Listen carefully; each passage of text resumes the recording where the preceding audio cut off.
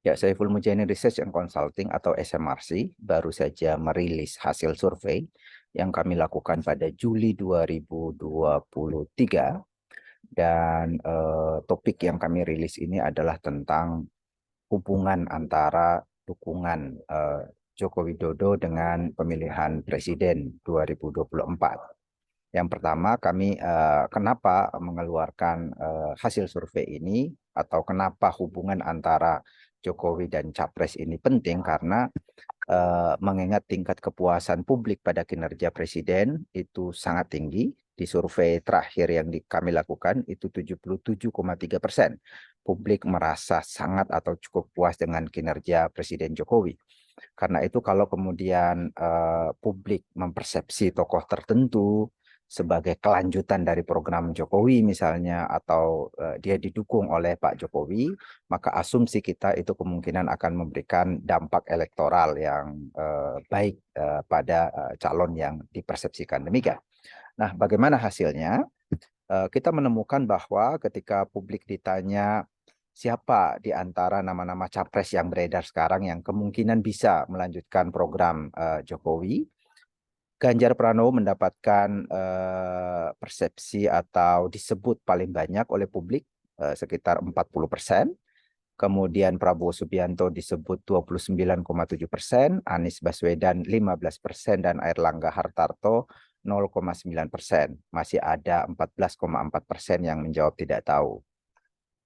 Sementara ketika kita tanya kepada publik siapa calon presiden yang didukung oleh Pak Jokowi, hampir sama dengan data yang tadi, yang menyebut Ganjar Pranowo didukung oleh Pak Jokowi sebagai calon presiden itu 40,6%, kemudian Prabowo Subianto 28,3%, Anies Baswedan 11,9%, calon yang lain 0,4%, dan masih ada 18,7% yang belum menjawab. Nah, bagaimana kita membaca data ini? Pertama adalah bahwa ternyata publik kita cukup terbelah di dalam menilai calon-calon presiden, termasuk menilai ke arah mana dukungan Pak Jokowi. Itu tidak ada calon yang disebut mayoritas oleh publik sebagai pelanjut dari Pak Jokowi atau yang didukung oleh Pak Jokowi. Yang tertinggi adalah Ganjar Pranowo tentu saja, tetapi tidak lebih dari 50%. Pertanyaannya kemudian mengapa ini terjadi? Ada kemungkinan dua hal. Yang pertama adalah karena memang Pak Jokowi sejauh ini belum secara eksplisit itu memberikan dukungan kepada calon presiden tertentu, sehingga publik juga termasuk mereka yang mendukung atau puas dengan kinerja Pak Jokowi juga mungkin belum sepenuhnya memahami ke arah mana dukungan Pak Jokowi ini. Kemudian penjelasan yang kedua mungkin ini juga terkait dengan sosialisasi yang sejauh ini melakukan sosialisasi yang cukup masif, yaitu memanfaatkan kedekatannya dengan Pak Jokowi adalah tim dari Prabowo Subianto.